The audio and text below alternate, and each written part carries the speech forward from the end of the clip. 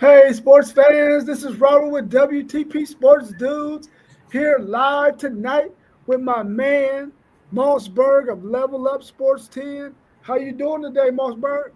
Pretty good, pretty good. Just got in from coaching a basketball game this evening, my first actual game. So felt pretty good, man. Good to have me on. Appreciate you as always, and ready to get into it, man. Feel like it's been a while, but this college football is definitely what I've been waiting to get back to talking about as well. Yeah, man. Oh,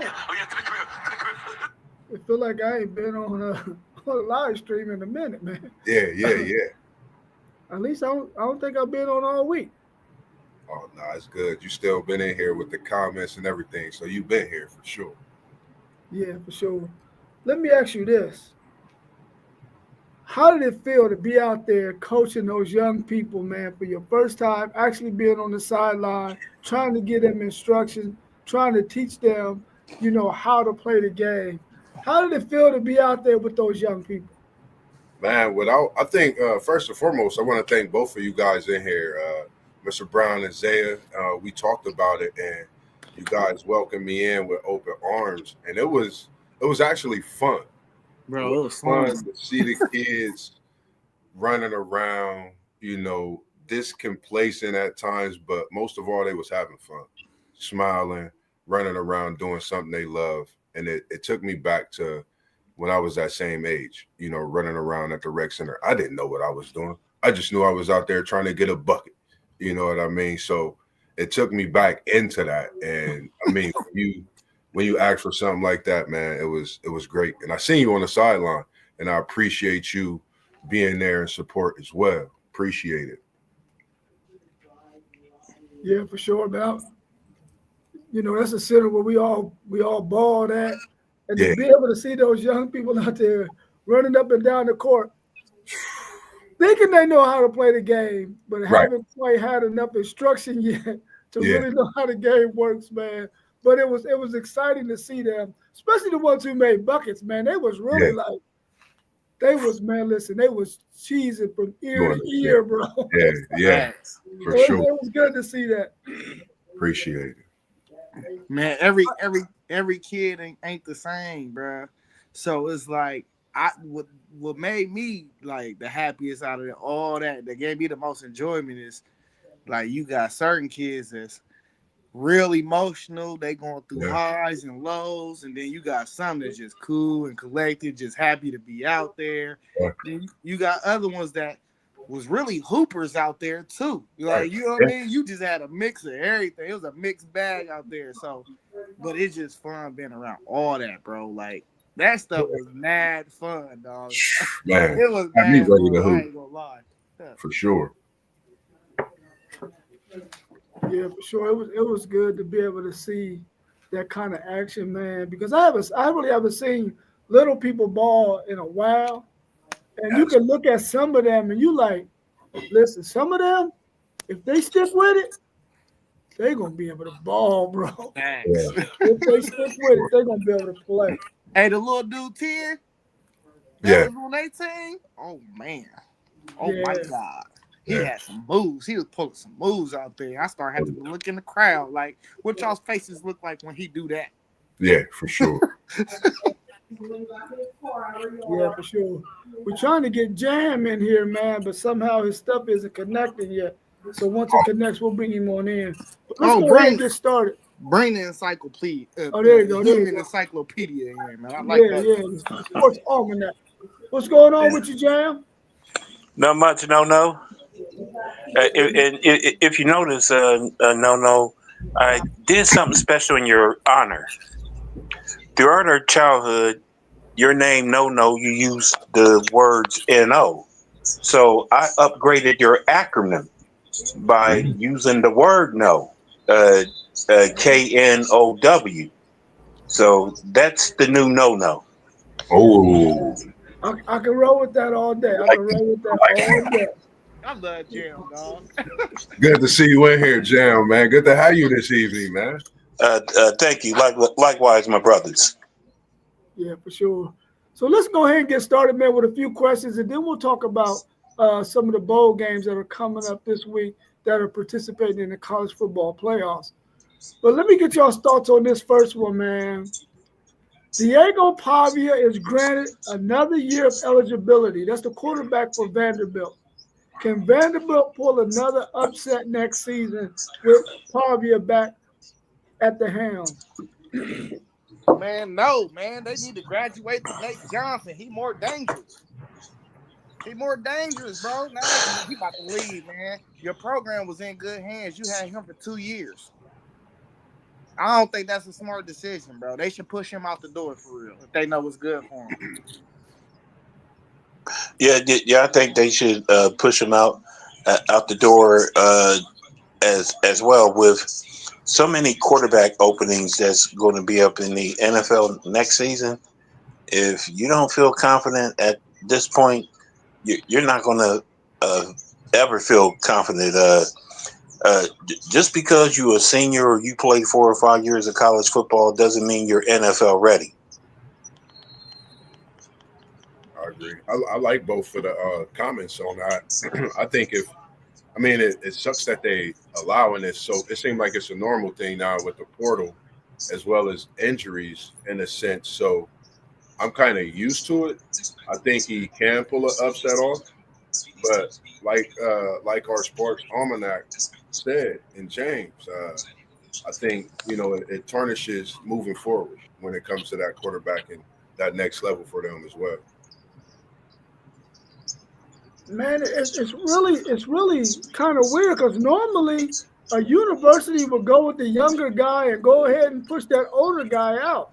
Yeah. In this instance, I agree with all of y'all. I believe that Pavia should go on somewhere else and they should play that backup because that backup got in and played, I think, 1 play or 2 plays against Texas. And he looked like he can cause some problems for some teams. He's a dual threat. I think they should go ahead and move. It's Vanderbilt. It ain't like they're going to win no national championship. You might as well get this other guy, this young boy, some run so that he can go ahead and get him some reps because he's going to be your starter probably for the next 2 or 3 years. Right. So if you let him sit on the bench, now you're only going to have him for 2 years possibly. I think they should put Pavia out too. Yeah. I mean, and this is the bottom line. You let me tell you Vanderbilt's history. They're not really all that good when their most successful graduates are Jay Cutler and Skip Bayless. Man, Jim, you know how to make some people roll, man. Man, be on it. It's good to have you in here, man. Good live. Yeah. You heard it here first, ladies. Sure. Hey, listen, you all know how we feel about Skip Bayless. Hey, look. Hey, listen, though. Hey, I'm just saying, though. They're SEC players, so I do not think they're far removed from the playoff. I mean, we've seen them clip a couple big dogs this year. You got to build on that momentum. Only thing I know about Nate Johnson is if he wouldn't have left Utah this past year, they would have probably been in the playoffs this year. Yeah. You So know that means he only got 2 years of eligibility left? Yeah. Wow.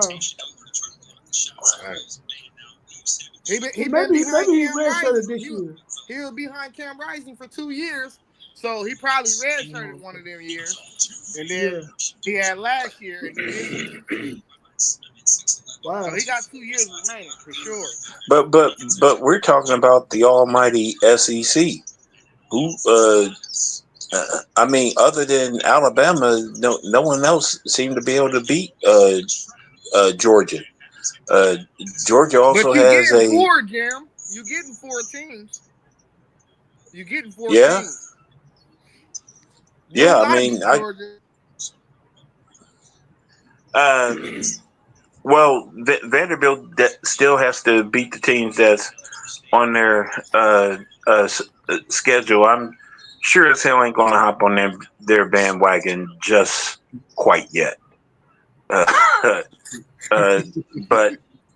hey, we'll see. I mean, things happen.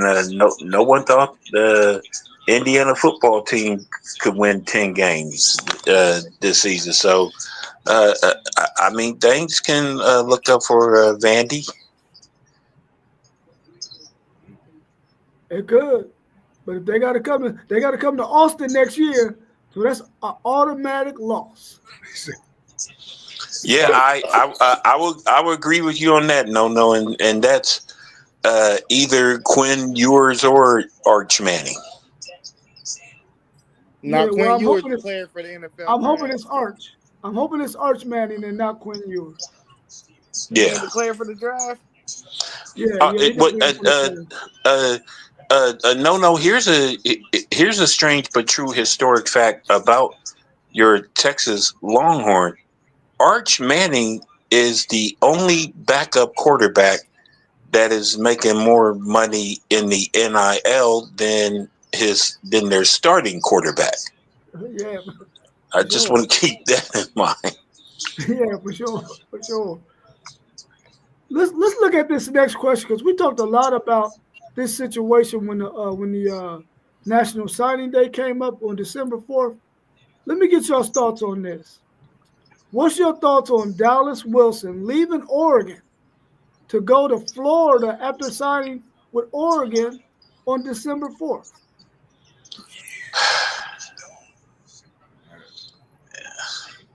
I you know, as teenagers, we don't know what we really want. I mean, not unless you D Wade's son, but uh, but I mean, but this is to me this is normal.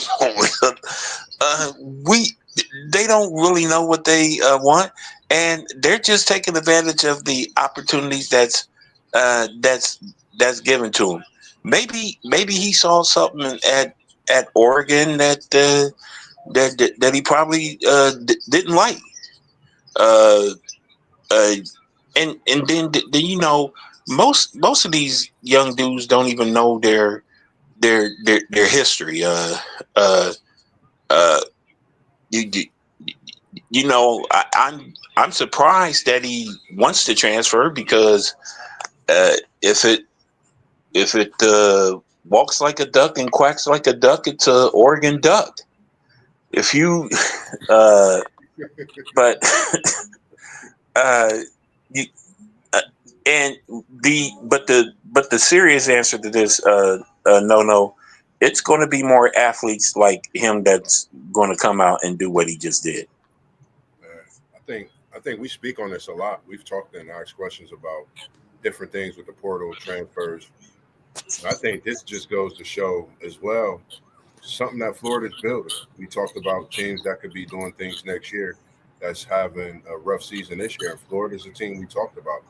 And, behind closed doors, I think we don't know of all people what's really going on in some of these choices. Like you said, they are young. They don't know what they want at times. And this is a 5-star athlete. You left Oregon, who is a team that looks as a title contender, to go to Florida. What's in the water in the swamp is the question that I want to know. Because it got to be something in Lagway and what they built for a 5-star to leave Oregon and go straight to Florida at this time. So, we just don't know, but that's definitely something to look into. Man, listen, the kid got homesick at the last minute, bro. That's all that's going on, bro. He's a Florida kid, bro. He wanted to stay close to home, bro. I ain't reading too much into it. Uh, he probably thought. I mean, he probably looked at how the season ended, but I don't know. I just think he probably got homesick at the last minute. You feel me? I mean, if your people could just drive down the street, come to see you play, that's easier than going somewhere else. You feel me? It's all the way across the map, too. Yeah, that's And what I'm and saying. and and to add to his point, being that he's from Florida, he probably felt that cold weather in Eugene and changed his mind. Yeah. Yeah, I'm glad y'all threw those two reasons out there because I guess one of the backstories was that this guy's agent um, was reached out to by Florida, and they were upping that NIL package. So that's why he went. But I'm glad y'all mentioned those two things. He probably was homesick because I could definitely see that. And that cold weather, it ain't nothing like Florida weather, man. I don't like Florida Yeah. weather. It's a little bit too hot for me. But he already used to that, so I'm quite sure that's probably the two reasons why he went back. And because Oregon can match anybody's NIL deal, that's for Yeah, sure. for sure. Man, Yeah. if I was Oregon, I wouldn't have released him, bro. I wouldn't have released Yeah, him. they didn't have to. They didn't I would have have to. made him stay with his commitment, and I would have put him on the field. Hey, I would have threw him so many balls this year. You know what I mean? Like, hey, this is where you need to be at, dog. You know what I Yeah, mean? it's a fact. And it's and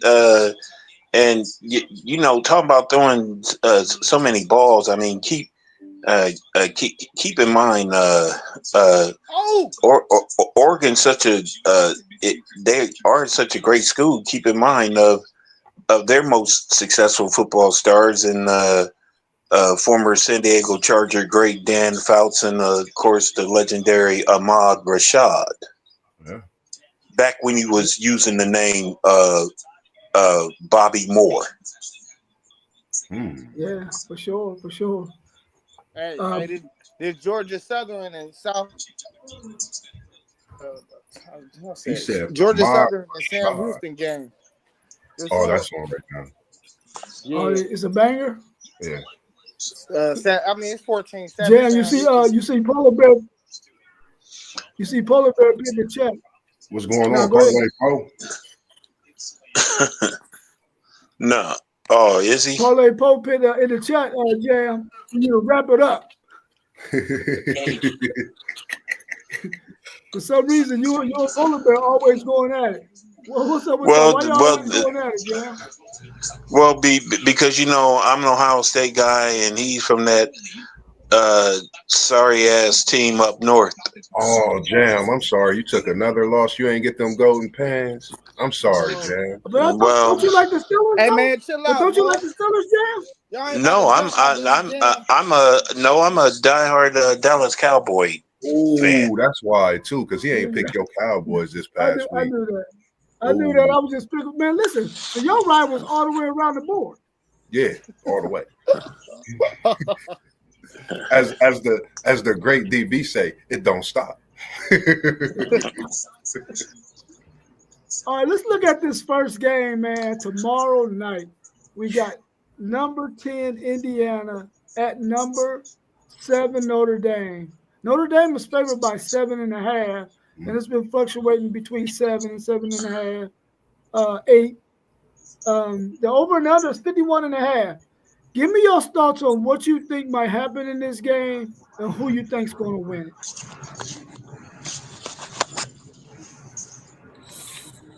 I'm gonna go Notre Dame. I like Notre Dame. I think their defense. I spoke about this. I want to see what their defense is going to do. The first quarter, I want to see if their defense is going to turn the ball over. They lead the nation in turning the ball over. They have a couple All Americans on that defensive side of the ball. Xavier Watts. If the world don't know, they gonna know who he is. Come tomorrow night, prime time stage, and I think he's going to show out. And the run game for Notre Dame, I want to see how that goes as well. If they can run the ball successfully, I think that play action open up for them on the offensive side, and they make things happen.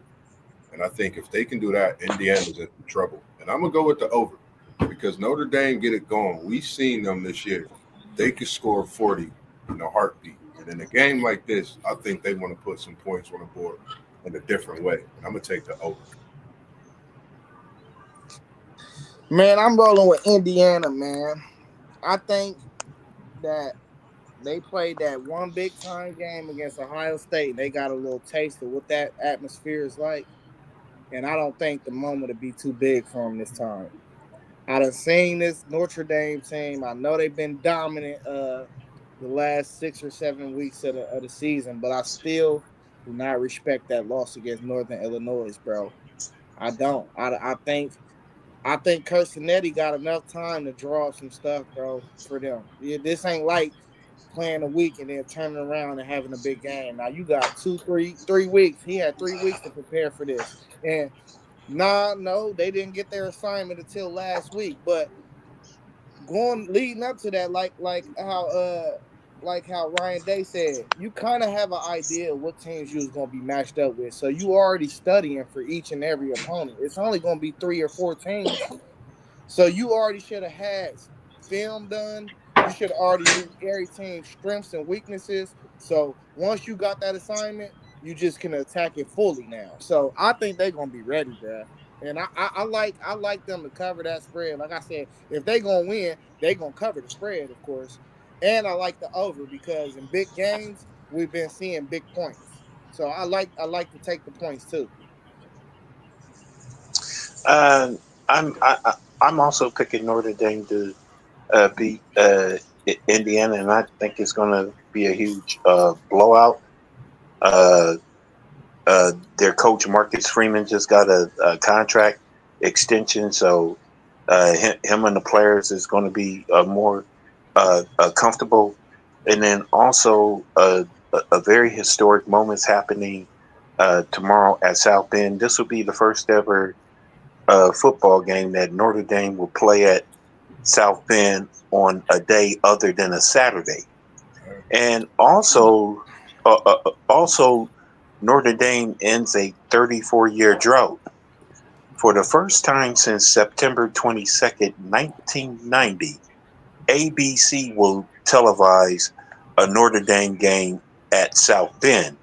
If you recall, for the last 34 seasons, ever since 1991, for the last 33 seasons, all of Notre Dame's home games has been televised on NBC.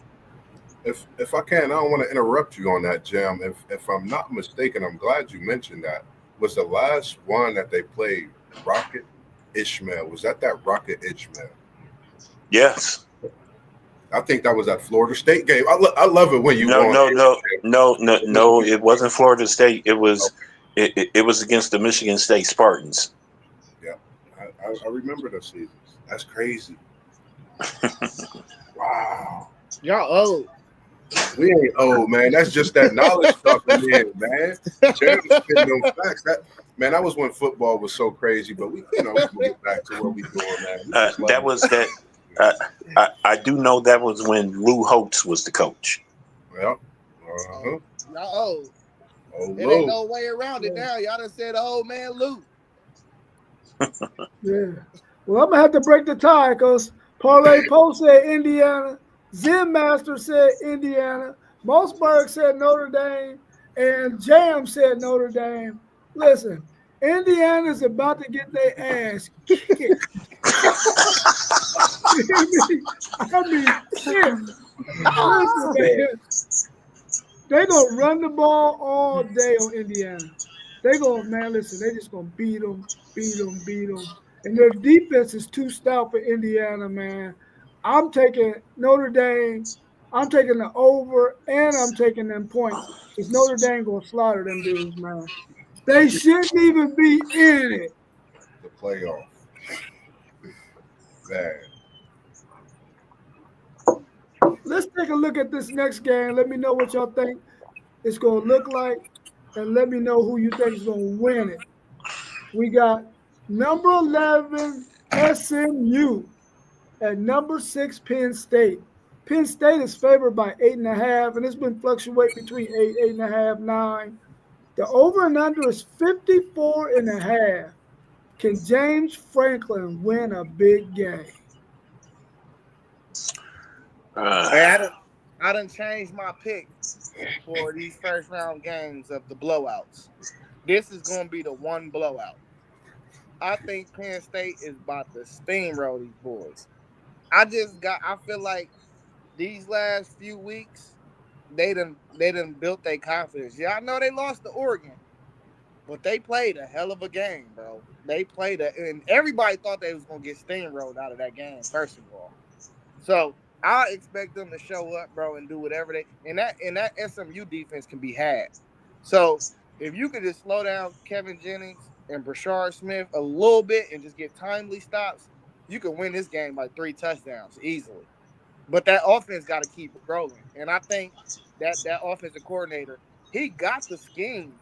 He just didn't have it against Ohio State. I think he got it against everybody else except for Ohio State. So I love Penn State to win this easily by 3 touchdowns. Um, I'm picking Penn State to win simply because it's not Ohio State and it's not Michigan. They're the only two schools they don't do well against. They beat up on everybody else. Uh, uh, James Franklin, he's a good coach. I personally call him Kojak Jr., but he's uh, uh, Penn State's going to dominate this game. I do see the Mustangs on the come up, but this is where their Cinderella story ends. Well, I'm gonna be like Lee Corso, and I'm gonna say not so fast. I'm going with them Mustangs. And when I say these Mustangs, not 11-2 for no reason. Penn State, Franklin, you can't win a big game, boss. I'm sorry. I haven't seen it, and I got to see it to believe it. And these Mustangs is in this playoff to cause a little havoc. So they're going to roll in from the ACC, get a win against the Big Ten. And I think when it comes to their run defense, they're the fourth best. They give up the fourth lowest amount in the country. So you got to respect their run defense. I think they're going to hit Penn State in the mouth. Penn State got to deal with the mobile quarterback and the passing attack. I haven't seen enough offensively, but I know they had the All-American tight end. My question is, will he be able to keep pace with SMU's coverage? Because they can cover linebackers cover those tight ends from every position. Linebacker as well as safeties can man up on them. So I'm taking SMU. And I'm going to go with the over because I think it's definitely going to be a lot of points in this one as well. Mossberg, you my man, but I'm going to have to leave you out there by yourself. Don B picked Penn State. Polar Bear's a Big Ten homer, so he going with Penn State. Jam got Penn State. Zen Master got Penn State. Guess what? I got Penn State. Listen, they're going to control this clock, keep SMU's offense on the sideline. It's going to be run, and more run, man. And they're going to wear SMU down. Man, they might control the clock. It might be 45. No, not 45. Maybe 35 to 25 time of possession advantage for Penn State in this game, man. They are not going to let SMU's offense get out there and have no party out there. They're not going to do it, man. I got Penn State thumping them by that 8.5. And I'm taking the over too because I think Penn State can drop a 40 burger on them. Now, on this one, y'all want to be real careful. We got number 12 Clemson traveling to Austin to play them number 5 Texas Longhorns. Be careful what you say out your mouth. Be careful.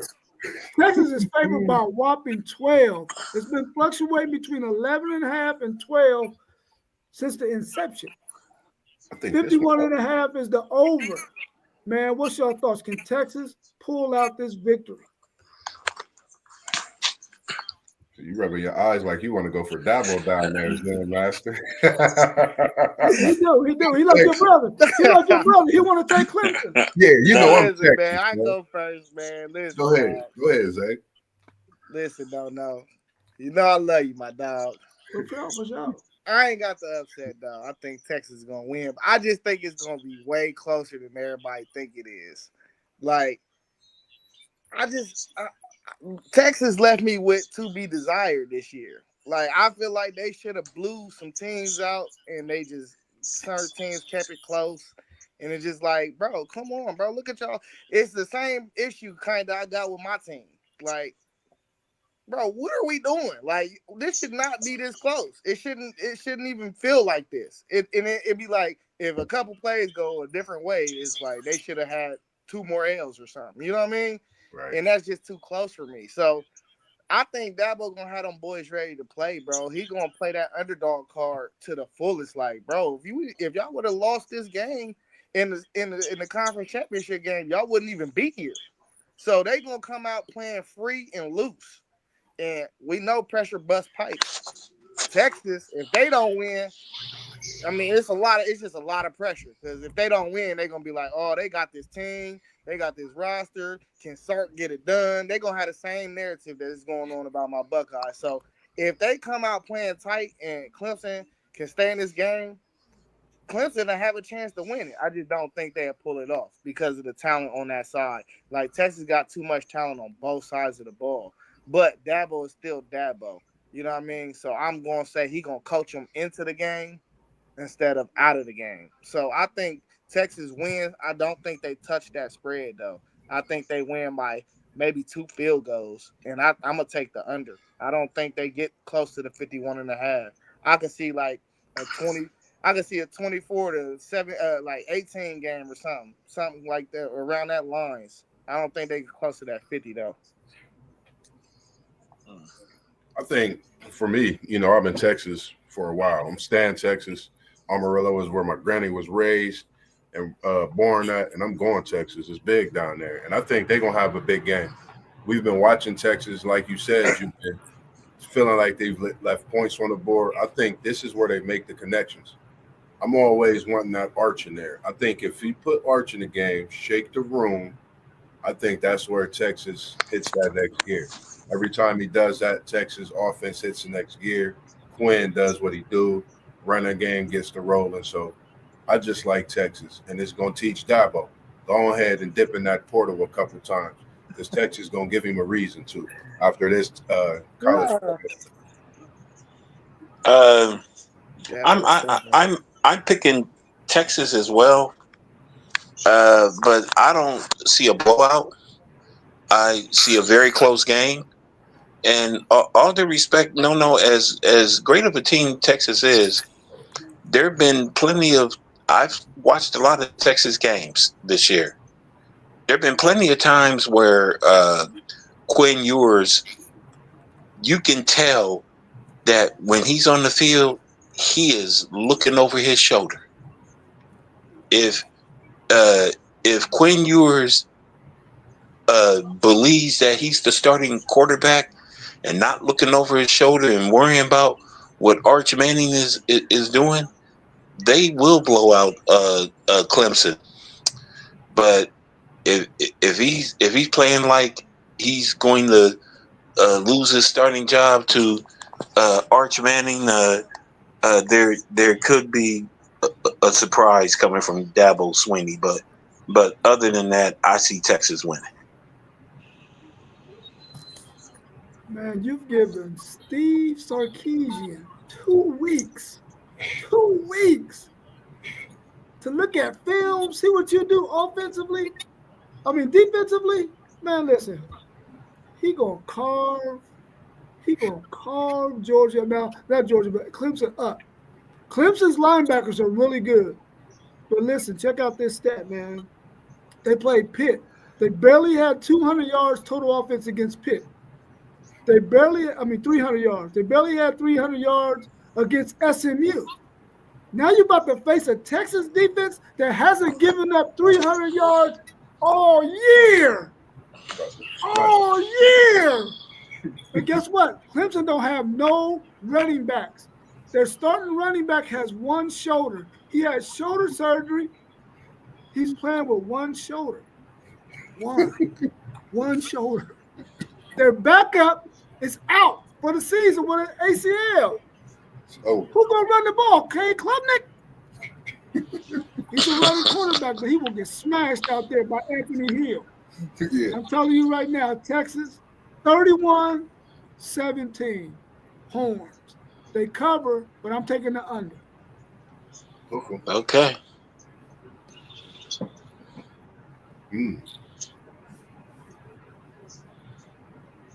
What's your thoughts? And give me how you think it's going to play out. Number 9, Tennessee, coming here to Columbus, Ohio, to play that team up a high street. The number 8 Ohio State Buckeyes, who's favored by 7.5 points. And the over and under is 47. While y'all thinking about it, I'm going to say this. Would you ever imagine a college football playoff where everybody is favored by 7 points or more? It's crazy. Aren't these competitions supposed to be closer than that? Maybe it's because of the home field advantage. Maybe it's that. Maybe it's that. What's your thoughts on this matchup? Man, I just want to jab in first. I've been actually speaking to a lot of Buckeye fans late nights when I cook, just throughout the day in general. I don't know. WTP sports dudes. I think these Buckeye fans is a little nervous about these Nervous. Bears coming in to the horseshoe this weekend. But you know me, I'm a hometown guy. And this one, I think I'm gonna stay away. And I'm gonna just say this is an even pick for me because there's a lot of pointers in this game. Tennessee haven't hit on a deep ball, and there are possible things that can happen with OSU not having those great corners. OSU haven't hit on a deep ball, and those things are possible with Tennessee's secondary. So me being Corso, guess what I'm doing, Zay? I don't know. You I'm always like picking against me. volunteering to go for the upset this Mhm. weekend at the Ohio State University. It was predictable. It was predictable, boss. Sorry, City League TV. Ask somebody. We love you, bro. Somebody got to do it. We got to Hey, have something to talk about on this show. Jim, you go last, man. I go, then no can go, man. Listen, dog. Say nothing, Poe. You know why we gonna win this game? Because we have to win the game. We have to win this game, bro. We cannot lose to Michigan, then turn around and lose this game, and then possibly turn around and lose the first game next year. That will be 3 in a row for the first time in a very long time. And Yeah. if you don't win this game, it's very easy to carry that momentum into next year and lose that first game of the season. So it's damn near a must win, bro. And y'all said it's a home game. And what the playoffs did, what college football did, they kind of taking the home field advantage out of these games too. I wanted to mention this. They taking all the emblems out and replacing them with college football emblems. You can't play your regular music that you play in all your games. College football is actually the NCAA is actually controlling the music. So the music that they're used to hearing in that stadium and they get active, it's not happening at none of the home fields. So that's taking the element out of it as well. But it's two things I want to highlight in this game by how it's going to be won or lost. One, we got to stop Samson, who I think personally is the best running back in the country. He's better than Jensen. That's one. Two, how does Will Howard play? Will Howard is going to have to actually go out here and win this game. We are not going to be able to run the football against these dudes like how we tried to against Michigan, and it failed. We cannot run right at these dudes. We have to put our receivers in the money line. We have to. So it's them two things. How can we control Dylan Sampson? And do we give our receivers the shot to win the game? If we do both of them things, we win this game by 2 touchdowns. But we done seen our coaches mess up, and no, we are not scared. We're optimistic. We done lost. Most of us Ohio State fans have lost faith in Ryan Day and Chip Kelly. That is what it is, and we need to see them do better. That's what it is. Go ahead, no. Man, I want the Buckeyes to win this game. I do. I want the Buckeyes to win this game. But their offensive line has got to handle Tennessee's defensive line. They've had a lot of offensive line issues, those Ohio State Buckeyes. And this Tennessee teams, their defensive line, man, is tough. I hope that the Buckeyes can control them, and I hope that they can stop the run. Because, Tennessee want to set up their long, deep passes with the run game. They want to try to get, what's that safety's name? Downs, coming down, trying to stop the run and throw it over their head. That's what they're trying to set up, man. Because anything else offensively that Tennessee going to try to do, Ohio State's a little bit too talented for them to be able to get that off. But if they can run the football and set up that play action pass, throw over your head, or get pass interference on that number one who's very handsy, they got a chance to stay in there. But I'm picking the Buckeyes to win this game. But I think it's going to be probably the best game of the first round for sure. Um, before I make my pick, speaking of OSU and Tennessee, I would like to say today, happy birthday and rest in paradise to former Tennessee Volunteers All-American and NFL great Reggie White. So you put that out there.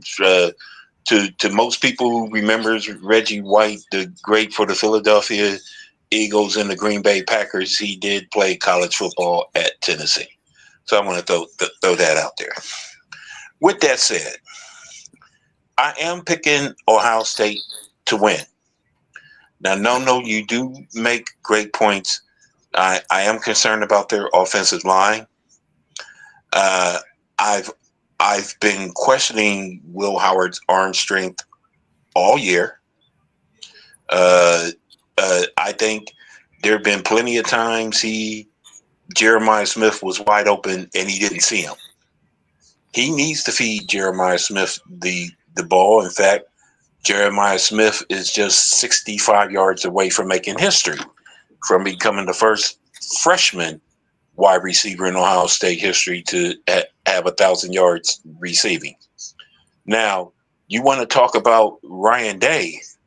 His job is on the line. Yeah. I believe if we lose to tomorrow, he's out.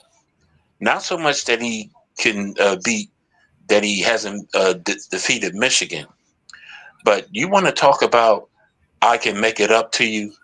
What would be a great way? And it's important to beat Tennessee in another historic perspective. No.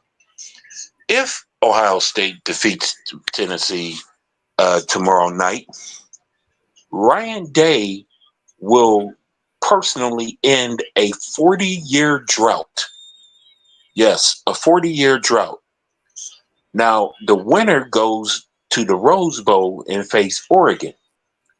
So if Ohio State defeats Tennessee, Ryan Day will be the first OSU coach since Earl Bruce did it 4 years ago to take the Buckeyes to multiple Rose Bowl appearances, and will be only the third Buckeye coach overall to do so, joining only Earl Bruce and, of course, the inventor of 3 yards in a cloud of dust, Mr. Wayne Woodrow Hayes.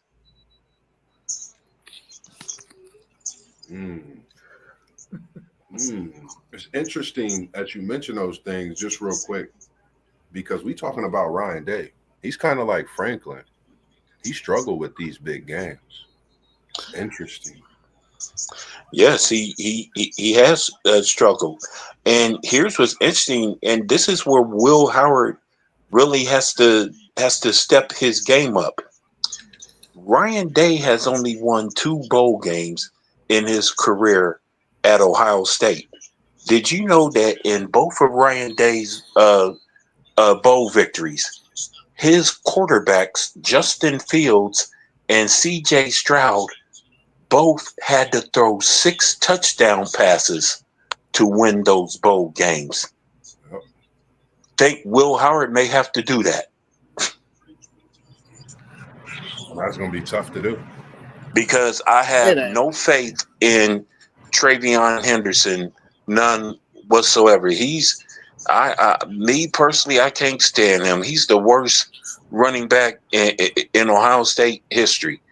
You have a 2 running back system and your ass still gets hurt. Shame on him. And get this, a 4-year starter and only had 1,000 yard season, which happens to be his freshman year. He was getting hurt though, man. I mean, I get it. Running backs get hurt, but damn, you were in a 2 running back system. He was barely getting the ball. More than 10 times? You getting the ball less than 15 times, and you're still getting hurt. something's he needs a new trainer, or do better conditioning or something. Yeah, that's gonna be the knock on him in the NFL draft, man. Teams are gonna be like, this dude stays injured too much, Yeah. and you don't want to have a running back you got to keep on the shelf. Yeah, yeah. And if he does well, he's a senior. I see him third or fourth round pick. Man, listen, we can throw the ball. We can throw 4 or 5 or 6 touchdowns. Ryan Day came out and made excuses after Michigan. He said it was too windy to throw the ball. That's why he kept running. That's blasphemous. Both times we threw the ball to Jeremiah Smith, he got 2 pass interference calls. All you had to do was keep on throwing it to him. They couldn't guard him. Yeah. So, I mean, it's just play calling to me. That's what it's going to come down to. Are they going to call the goddamn game and be loose or not? Or are they going to have a stick up there, you know what? That's speaking what of it's come down to. Speaking of Jeremiah Smith, I guarantee you he's going to be in the talks for the Heisman next season. Oh yeah, for sure. Hey, The we question can move is, who's gonna throw in the football? Right. Yeah. Well, too bad it won't be Aaron Nolan. He's entered the transfer portal. Watch him end up at Georgia. Yeah, and it's sad. I wanted Aaron Nolan to be the starter, because if he had been the starting quarterback for Ohio State, he would have been only the second left-handed starting quarterback ever behind Steve Belisari. But I guess I won't see that happen. Hey, let's get into the transfer portal at the end. I got some questions about that. We're gonna tap into that. All right, well, let's look at this last game. It's a bowl game tomorrow night. We got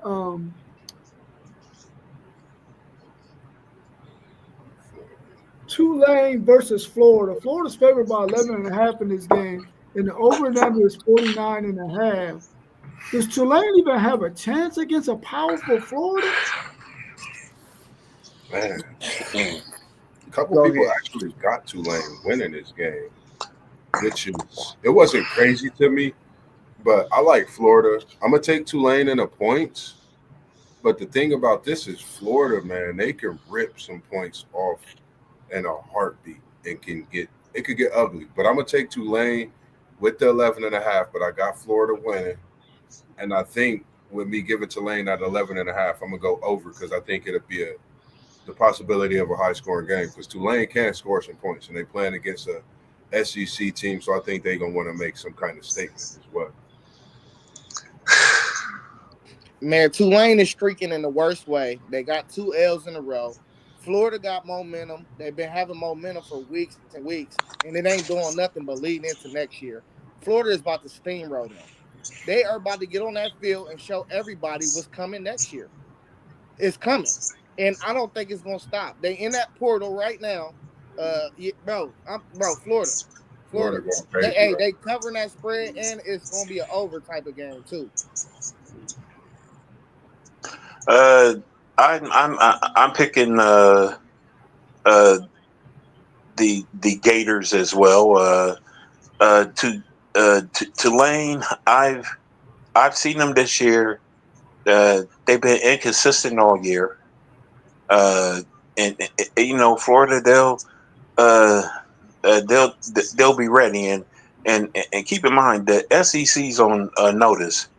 Any SEC school loses this week, they have to be worried about whether or not Coach Prime will be offered their job.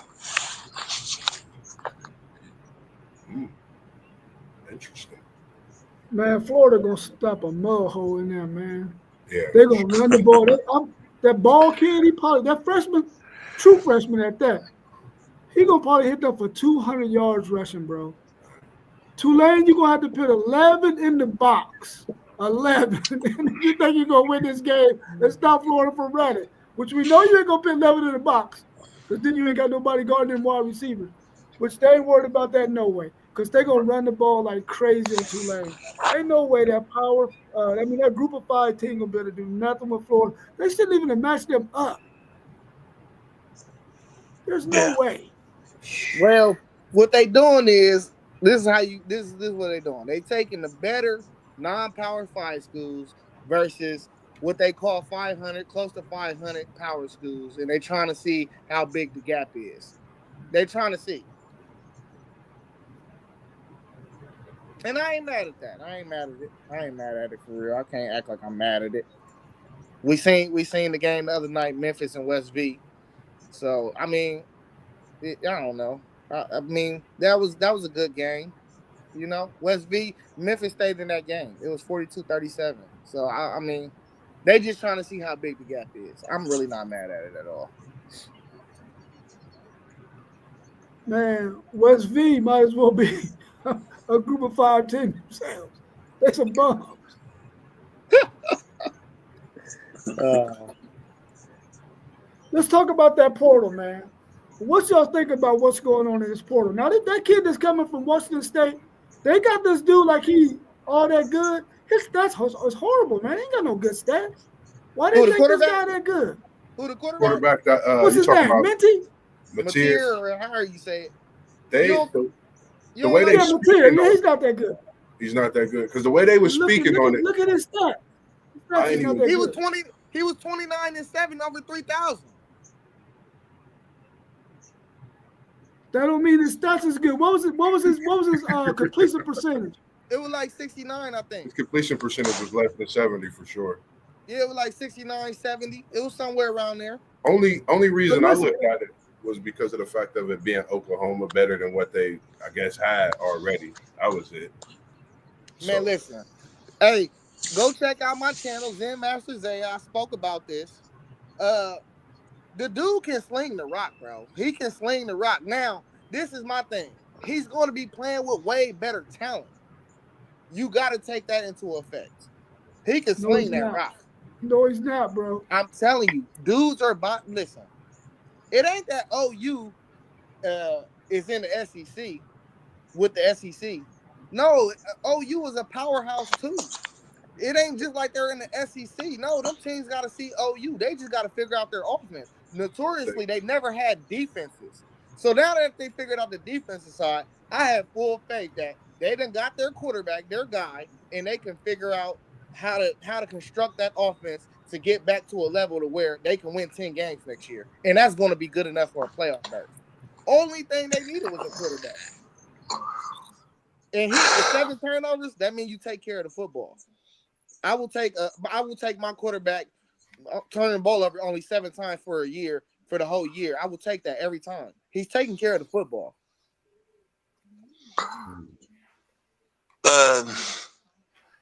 The transfer portal, I think is good. College football players need to get paid. The one major downside that I do see as far as the transfer portal is that college football will no longer be a coach's game. It's going to be more of a player's game, which is the real reason why Urban Meyer not Urban, Nick Saban stepped down. Facts. That's a fact.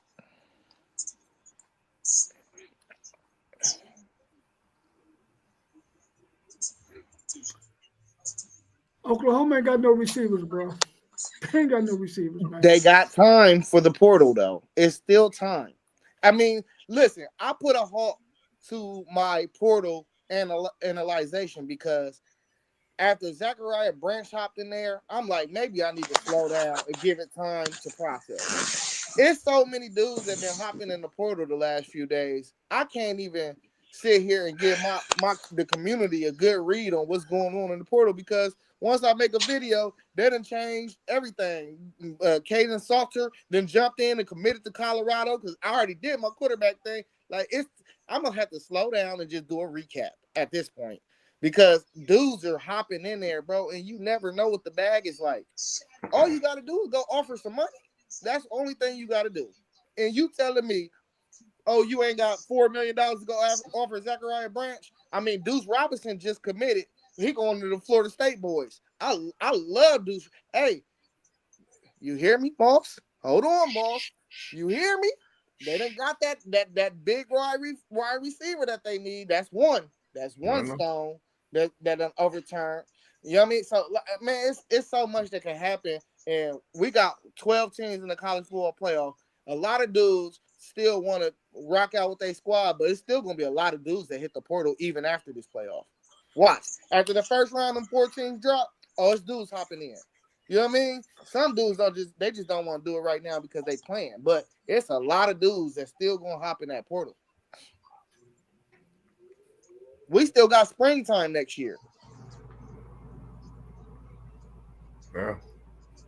And see, the thing about our quarterback, he's coming with everything that recruited him. His offensive coordinators coming to Florida State, and some of the defensive players, the defensive coach that we brought in, and King, he handpicked, recruited some of them before they even enrolled in Florida State, before they transferred. So him coming to where they at in Florida State, they didn't go to some of the schools they recruited where he was at, possibly would have landed. So I think for some of them, if they fit where they go, then some of the offense and defensive coordinators, I think you're in a position to get the best out of them. And, it's a give and take with the portal and the NIL. I know you can speak a lot more on that as far as in that WTP Sports Dudes. Well, Zachariah Branch is saying that him and his brother is a package deal, bro. You want me? You got to take my brother. We'll offer him. But listen, you giving up a scholarship for a guy who probably is not going to play for you at safety. He's been injured all 3 seasons he's been in college football. We did it for Sonny Styles. We got Lorenzo just to have Zachariah. I guess, man. I guess. Somebody go pull the trigger. Texas might even pull the trigger because Texas is interested in him. They just try to see how they can work his brother out the deal, which they probably ain't gonna be able to do. But we'll see what happens, man. We'll see what happens. We will see what happens. Let me ask you this question, man, because it's starting to this NIL this stuff is starting to get a little bit out of control, man. This Wilson kid, he committed to and signed with Oregon. Now he's going to Florida, and it might be because he was homesick. It might be because of the weather. But how are they going to put a stop to this kind of stuff, man? This makes no sense. A guy should not go. And you had all your senior year to decide where you're going to go play football. Yeah. And you go. Listen, let me ask y'all this, man. Just hear me out real quick. These guys, when they're in high school, if you love Michigan and you are good, why are you allowing people to talk you out of going to Michigan for this money? Michigan got money too. If you love Texas, you love Ohio State, you love these schools, and that's where you always wanted to go play, quit letting people take you away from what your dream was. Those schools got money too. Yeah. These guys are going places they know they don't really want to go, but they're going for the money. Go to the school you want to go to and play for that university and make the money, because they got money too, man. What is wrong with this system, man? It needs to get fixed. What should happen, man? What should happen? I think you hit it right on the nose. I think, man, you gotta be loyal. If you want to go to Michigan, you got to think about flipping a bag. You can't think about who's gonna give you a better bag. Won't you take that $4 million Michigan gonna get you? You get out there, you show your can, you flip that $4 million to a possible $8 to $10 million with the NIL the way it's going. You're gonna bring more to the university, to the team, and the question is it players out there that's being selfish? So I think, in the cause of this and to get some kind of hold to it, they have to, as we spoke on it, and I know Parlay Poe, he speaks heavy on it. They have to get a cap on it, and they have to figure out a way to do these things in order to prevent, a flip-flop, hip-hop, bibbity-bop when it comes to players just going wherever they want to go, 7 years, 6 years, and whatnot.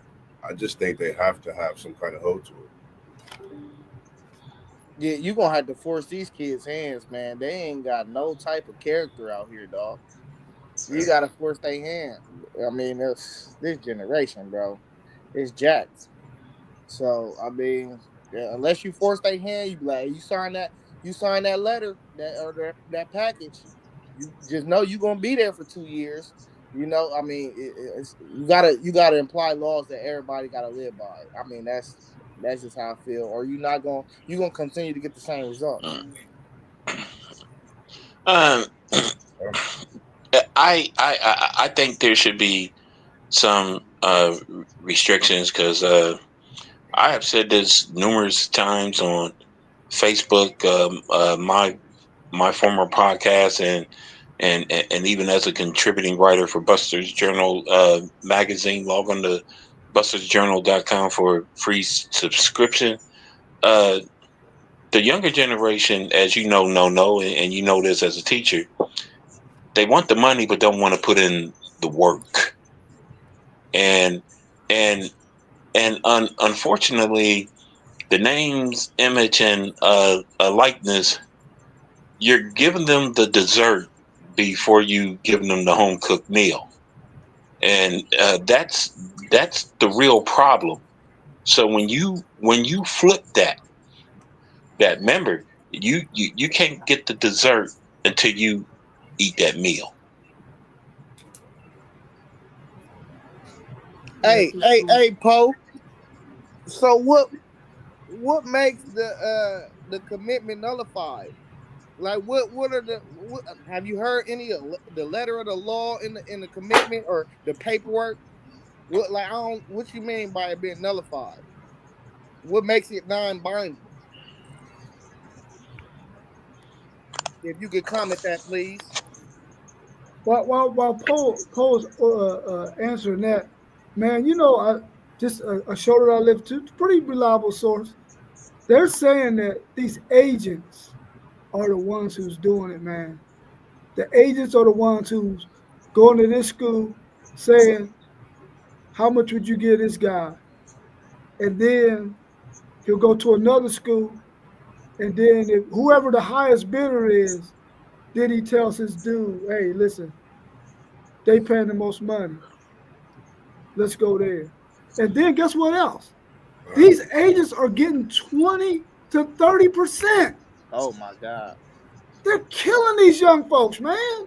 Man, tearing their pockets out the frame. Y'all can come see us at WTP Sports News Level Up Sports 10. We ain't gonna go in your pockets. We just want you to get you a nice deal and to have a great college to where you could be loyal and enjoy the fruits of your labor and benefit from it. We gonna try to look to see if there's something we could do for you. What do you like? What's out there for your benefit? They want you. What can they do for you? Not what can we take from you. That's insane, man. Let the See, kids live and earn what their true earning is worth. Um, Look at what's trying to go in your pocket because the kids never going to be able to enjoy the fruits of their labor or what they actually being brought to the university for. So I think a lot of that stuff is wrong, honestly. I went on a trip with a kid last weekend. I didn't ask for nothing. I just enjoy going on a college visit with them and just being a part of the process. These are things you don't get back in life. And when you're trying to take from a kid, regardless if you think you putting all this effort in it, the question is, do you love what you're doing? But I, that's another conversation for another day with that specific. uh, I do want to add one more important point in terms of the loyalty mix. One big name college football player that has shown the perfect example of his loyalty is Boise State's running back Ashton Genty. He was offered plenty of money to Yeah. leave Boise State, and everybody, even yours truly, thought he was going to leave Boise State.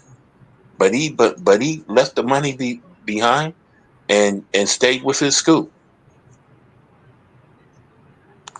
and let me add one last thing because I was about to say this before Jam, and this is right up the alley of what you were saying, Jam. Man, I'm blaming parents, bro. Like, why is you letting your 17, 18-year-old about to be graduate from high school get these agents when really they need to convince you why they deserve to be on that campus where you at? and they're away from you. You're expecting this grown adult man to lead your 17 and 18-year-old child, and you might be sending them, who knows, 300 miles away. You never know how far. Bro, you need to be getting convinced. Now you don't need to convince the agent.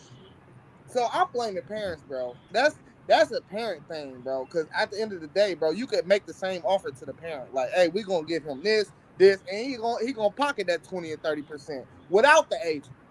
So I mean, I gotta put some blame on the parent, bro. Yeah, let's look at Donnell's statement real quick. He said, I love it. No loyalty because these programs are not loyal to their players. Y'all got any comments on that?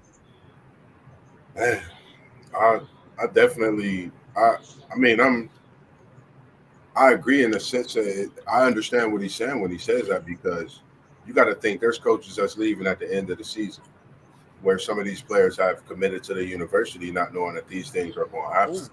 So, you know, that goes to once again, your process, what you going to, what school are you choosing to go to. Sometimes it seemed like in these last few years, it might be good to be at a prominent school because of the nil money. But who's going to be that one athlete like a Genty to stay in the Mountain West Conference, get paid from nil money, but still show that loyalty to a program? Who's going to be one that play in a lesser conference and do that same thing? That's something to look at, and that it kind of sucks in both ways. Especially for the players. Yeah. And speaking of small conferences, I I want to mention a very important point, no, because Black History was made last Saturday at the Heisman Trophy ceremony that I want to add. First of all, congratulations to Travis Hunter for being the first HBCU transfer ever to win the Heisman. And also congratulations to Deion Sanders, aka Coach Prime. He made Black history that night when he became the first Black coach in NCAA history to coach a Heisman Trophy winner.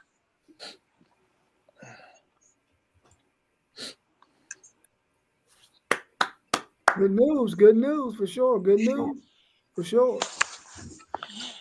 And Now, and and I'll end this. You know, in terms of the um, names, image, and likeness thing. I think everybody just went their due, and it's easy to blame the parents, but keep in mind, uh, a lot of these college athletes ain't being raised by their parents; they being raised by their grandparents, and you know this as well. No, according to retiredguy.com. 2.7 million grandparents in the United States are currently raising their grandchildren, and trust and believe, agents are going to take advantage of that. Yep. All day yeah, long. for sure. For sure. For sure. For sure. Man, I lost my thought. I had something I wanted to say, but I guess it'll come back to me. I got Look, you. Uh, is reporting that Isaiah Bond is looking doubtful for that showdown in the first round against Clemson. We're dealing with that high ankle sprain. Also, it's looking like Georgia's preparing without Carson Beck, who's looking at going surgery for that elbow. So they're preparing for that game as well, that they're gonna have in the second round without him. Mm. yeah, when they told me Isaiah Bond was not fully practicing on Wednesday, I knew he wasn't going, and I kind of felt like they should have held him out anyway. And if we beat Clemson, I don't think he's going to play against Arizona State either. I think he'll sit out that one and get ready for whoever they got to face in the semifinals. As far as Carson Beck, they knew he wasn't coming back either. They should have went ahead and got that surgery done that night At or night. that morning. There's no way he was coming back to play. So yeah, but I still think Georgia can still make some noise on that side. Now, can they win the national championship without Carson Beck? I don't think so. but I think they can win that side if they can get past Penn State. I think that's their only real test. Well, Notre Dame too, either one of Uh, them. But we have to I, wait and see.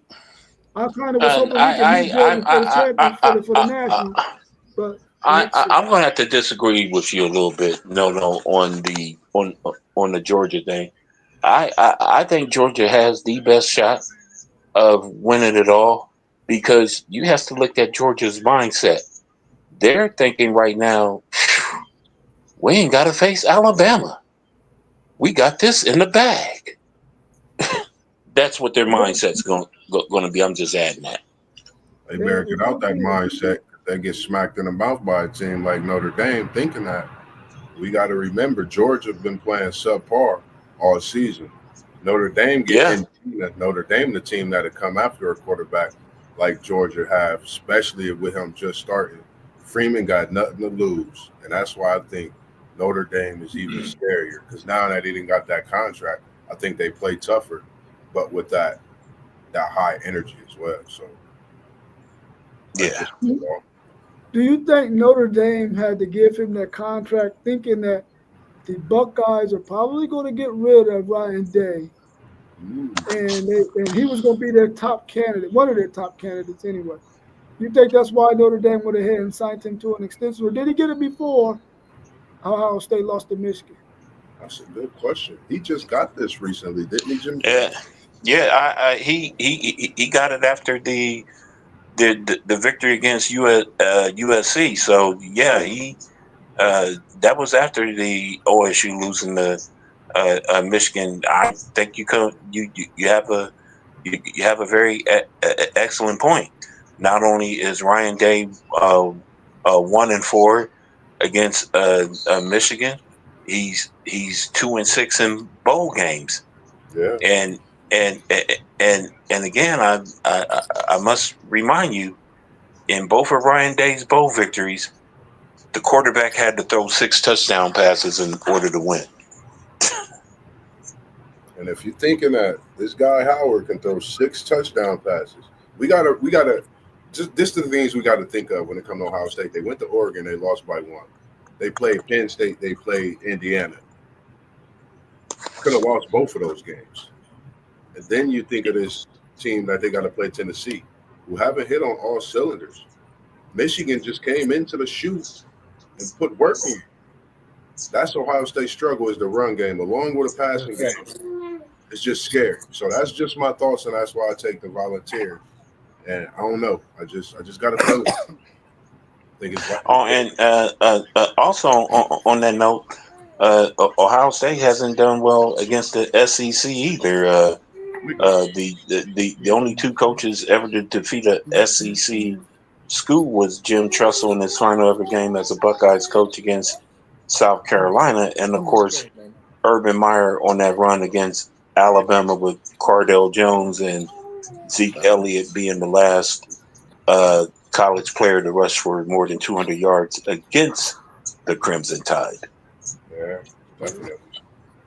Let me ask y'all this, because to me it appears like Dylan Gabriel is the best and most reliable quarterback that's in these 12-team playoffs. Do y'all agree with that? Yeah. Yeah. Dylan Gabriel, he's he's a beast, and also keep in mind, and even though it was a close game against Ohio State, and they barely beat us. Remember in that game, Ohio State's defense did not get the Dylan Gabriel. They didn't sack him their time. Yeah. I agree. I think he is. I mean, he's played not only the 25 game rule we talk about and speak of, but I mean when you asking for a quarterback to be playing at his best, for him to be in what this is year 6 graduate, I mean year 5 graduate year, I think he's played enough football, and this is what you get out of a quarterback at this skill and at his level. They're undefeated, and it's just great very great to see this, man. So I love what Gabriel brings to the table, and just an all-around quarterback, man, and the talent to watch. Yeah, bro. He by far the best quarterback in the playoff to me. Like it's not even close for real. It's like him and then everybody else. He in his own tier. That's how I feel. Yeah, Yeah, man, I totally agree too. That's why I made the statement. It's like um, he the man to beat, and Oregon is the team to beat. yeah. But they the team to beat because of him. Yeah. You know. Y'all got any more questions y'all want to answer before we wrap up, or any other topics y'all want to talk about before we wrap up? Yeah, let's talk about that Mike Vick hiring to Norfolk State. I think they made a crack man, baby girl. Hold up. Hey, baby girl snatching the phone. Hold up. You said, did you say you Can think y'all they hear made me? a mistake? No, I said they made a great choice, Oh yeah, and they came in at the last minute and they snatched him from Sacramento State. I think Mike Vick made a mistake. I think he should have went to Sacramento State because they're trying to actually make a push to get in the FCS, and they got a lot. They said they got a lot of money behind that Sacramento State team, but that's the HBCU that Mike Vick went to. I think he oh fit the yeah, culture real well. yeah. I think he's a great leader. He's been through enough in lifetime to teach those young men how to become men. You know what I mean? So I think Sacramento State slipped up and let him get out of their hands, though. You I know, but like it. And I think we're Sacramento, gonna see more hirings like this too. You remember, Moss, you was talking about that Teddy Bridgewater. You sent that, and I think we're gonna start seeing more and more guys like this Yeah, come into the sport, and I think they should get even higher chances. You know what I mean? Like even more powerful chances. I agree. Sacramento State ended up hiring Brennan Marion, man, who was the offensive coordinator at UNLV. So that's a good It hire, was. man. A guy who has a lot of coaching experience. So, I mean, I like Vic going to Norfolk State, and I like Brennan Marion at Sacramento State, man. I think those are two very, very good hires right there.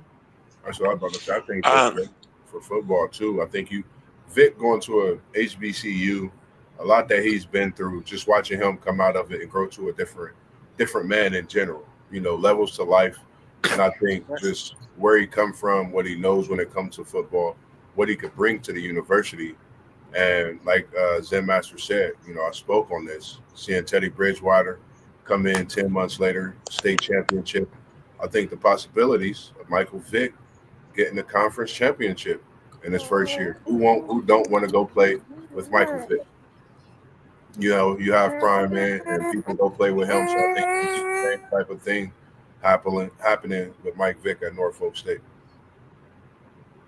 I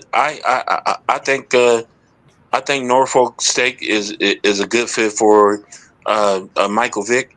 He'll turn that team around just like Coach Prime did at Jackson State, just like Eddie George is doing now at Tennessee State. Yeah, And by the way, Tennessee State is the home of the late great Olympic gold medalist Wilma Rudolph and former Dallas Cowboy great Ed Too Tall Jones. too tall. The almanac in the building, ladies and gentlemen. Yeah, the building, man. I had another thing I was about to say, man, but dang, it slipped my mind. I'm getting old, bro. I'm getting old. I hope it comes back to me before we end. Oh man. No, no, that's what I was going to ask you.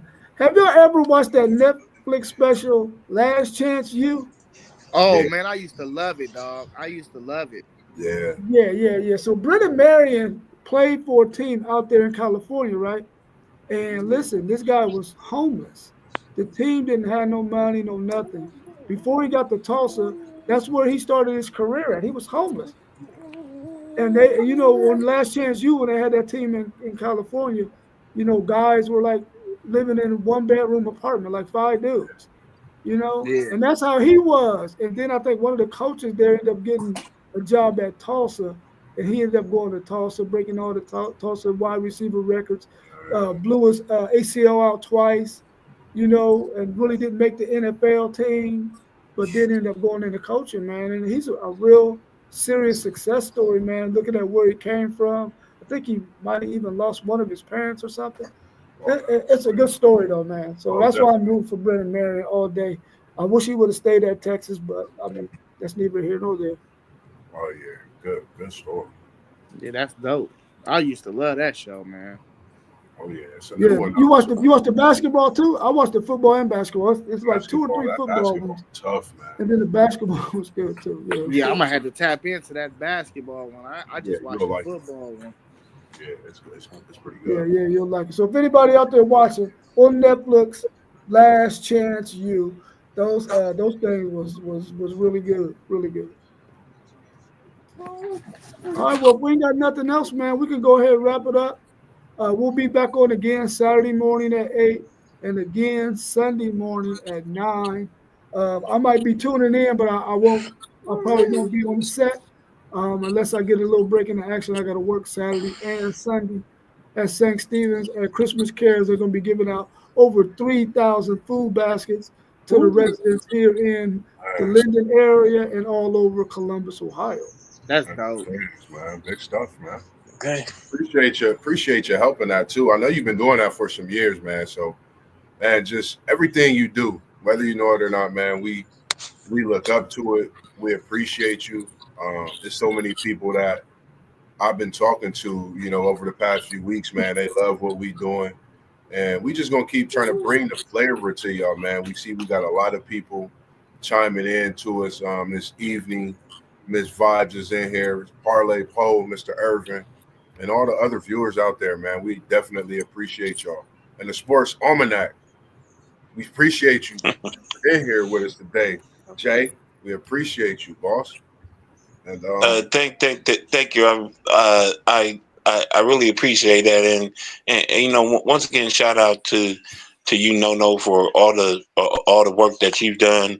Your inspiration to our children, and once again, because you're such a great brother, I decided after all the years of you being known as No, but the words being spelled No, I personally decided to change the acronym of No to KNOW. That No. man, that's I big business, appreciate that. I man. appreciate all that love, man. You know, I'm just trying to be as good as human being as I can be, man. Good as human being as I can be. Definitely. With that being said, man, for those that's out there watching, man, make sure you tune in, like and subscribe, pop that bell notification on, and just chime in and watch, man. I, catch myself going through all our videos for the last few weeks, man, and it's just good to see how much we've grown and how we do about what we doing. And it's crazy because people say they don't even see how we indulge ourselves and know as much as we know when it comes to all these sports. And it's just fun. We love what we do, and we're gonna keep bringing y'all flavor and funkiness with the sands and everything we do. But as the show wind downs, man, you know what we do. Shout out to Parlay Poe, Ask Somebody Else Podcast, City League TV. Once again, the Sports Almanac. Jay, for being here with us this evening, and all the viewers that's out there watching. We appreciate you all. Zen Master Zay in the building. Make sure you hit him up for them FanDuel picks. And the man, the myth, the legend that puts this together, man, that keeps us all nurtured and mindful of what we doing. WTP Sports Dudes. We appreciate you and everything you do once again. And I'm your man, Level Up Sports 10, Mossberg, Moss B. And you know what we do. We hit y'all with them peace signs. If anybody else don't got nothing to say, we out. We love y'all. We appreciate y'all. Peace. Peace.